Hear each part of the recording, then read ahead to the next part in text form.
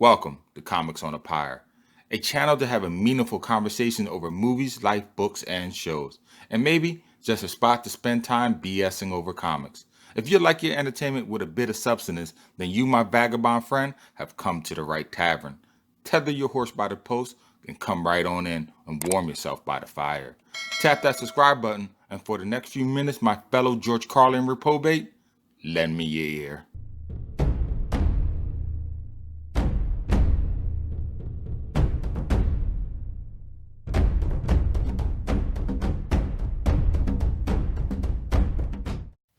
Dicavia, located somewhere unknown in present-day Scandinavia. Two shadowy figures ascend a copse-filled promontory overlooking a small maritime inlet village. There, below the verdant-filled canopy, an elderly man, old even when his people founded this isle, and his young descendant speak on things to come.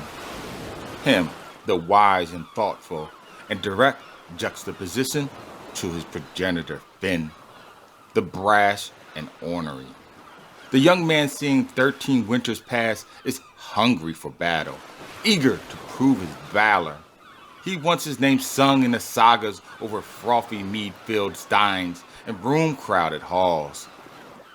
The old one, ever vigilant, tries to temper the ambition of the youth. For battles are the dreams of the young and the nightmares of the old. But Finn wants to hear none of it. In a fit of frustration, the young man kicks a charnel cairn, quickening his grandfather's anger. The lad, never seeing his elder's ire so stirred before, apologizes excessively. The old one tells the boy that pile of cairn is Red Morden. His charnel remain was placed on this promontory many winters ago, since before Finn was ever conceived in his mother's womb. Those remains have served their people as a ward against darkness. Disturbing them has caused him much unrest, and stirred in him anger he thought lay dormant long ago. The boy crouches by his grandfather and tells him that he had heard the name Morden before, but it was only in whispers among campfires deep in the night, when the other elders have had too much ale and just before slumber takes them into the night. The old man, with an unfocused stare, chuckles softly to himself and sits, resting his palms on the pommel of his sword, while reminiscing over times long past, and gazes out into the sea, the vast ocean that has no memory.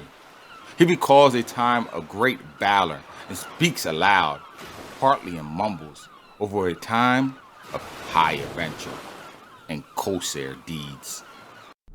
Brenna was Morden's mistress and our queen. She was a surgeon, teacher, artist, and above all, seer. Since a young age, her endowed clairvoyant powers served her well. She could look into the future and see events that came to pass before they even occurred. Some good, some bad. But this autumn's eve, the wind has shifted, and the great gale clouds rolled up into a dark forebode. The portent that they harbored was of great despair for our people. With her gift, she cast her eyes into the nebulous vortex, and what she saw gave her heart great horror and shook her to the bones. Feeling as though all hope was lost, she prayed to Nyror, the god of the northern sea, to carry a message via a sea nymph to Red Morden while he was on expedition raiding foreign shores, beckoning him for a speedy return. With a dread in his heart, he immediately turned the helm and set the mainmast to maximum knots. Nyror, sensing the despair, lent Gaelic winds to his sail, driving the longship across open waters. Driven by a sense of urgency, they recklessly and boldly traversed knownly dark waters and forbidden seas, sailing waterways inhabited by the mighty krakens of the deep, through straits flanked by dragons, who looked on from perilous perches, waiting for their chance to devour the crew, and around crag and breakers, harboring packs of harassed, peering through slit-eyed shadows. When finally Morden and his crew landed on familiar shores, what they found in desolate huts snuffed out all hope and quieted their hearts. Women and children strewn about like chopped grass scattered in the wind, flies buzzing over their cold corpses, and the queen with depiction of what did this dastardly deed in her hand. Morden, with a swollen bosom, embraced the lifeless body of his queen. On a raft prepared by the village's timber, the men tethered a landing and laid the bodies of their dead upon it, before setting it to sea and lighting it ablaze. There, that night, men sat on fallen logs around a bonfire that could be seen for nautical miles. In the slumber of the night, before the roaring of the flames, each man looked into their soul to find out what metal they could. But in the vastness of each warrior's consciousness, they found themselves wanting. A dragon, a serpent of perdition, had slaved their women and kidnapped their younglings for whatever diabolical purpose. Some would say it was the cold hand of despair. Others, the spirit of craving that curtailed the man's courage. But Morden knew the truth. The serpent's dreadful claws and scimitar teeth separated the men from their courage, like a farmer does the wheat from the chaff. Right then, Morden knew if vengeance was to be his, that it was a journey that he would have to strike out on alone. His death was most assuredly guaranteed, but retribution was something he would not be denied. With a troubled brow and a heavy heart, he struck out alone to find the beast that killed his people and slain his love. For at the end of the journey, Morden's axe will cleave meat, and the songs of the saga will remember his name.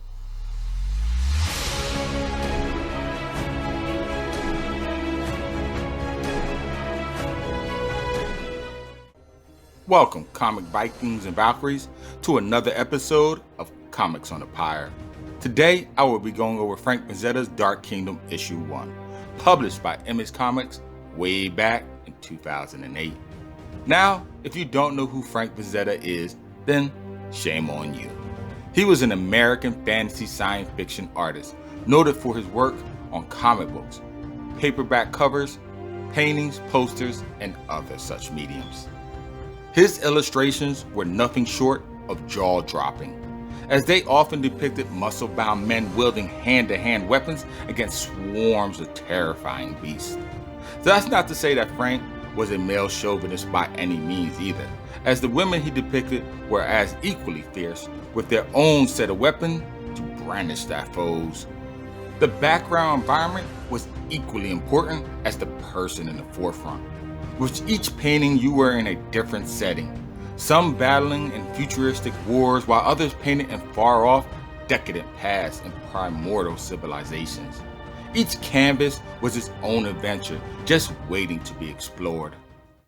In fact, his talents were so admired that Frank was inducted into the comic book industry's Will Eisner's Comic Book Hall of Fame in 1995, and the Jack Kirby Hall of Fame in 1999. Sadly, though, the world has lost a great talent in 2010, when the artist passed away due to a stroke. But I believe Frank will always live on through his art. Now, before I go any further, I'm not saying that Frank drew this comic, but I believe he created a self-entitled imprint company to publish these works under the comic book publishers such as Image Comics. Either way, because of his endeavor, we now have an assortment of Frazetta-inspired works in comic book format for everyone to enjoy. I, myself, first got introduced to Frank's work by looking at the cover of Robert E. Howard's Conan novels and Carl Edward Wagner's Kane series. Both good reads and literature I would strongly recommend to anyone that are fans of high adventure. I also believe you can find some of his work in old black and white comic book magazines such as Creepy and Eerie that were published by Warren Publishing. But be forewarned, if you look into those magazines, be prepared to get your mind blown by the other abundance of talents. Either way, I found the first issue of Dark Kingdom to be a good read, and I am looking forward to reading the other titles under the Frazetta umbrella. Until then though, check out my comic book YouTube channel, Comics on the Pyre, for other videos like this one. Make sure you tap on that bell icon before you go, and oh yes, as always, until next time, keep reading, my friends.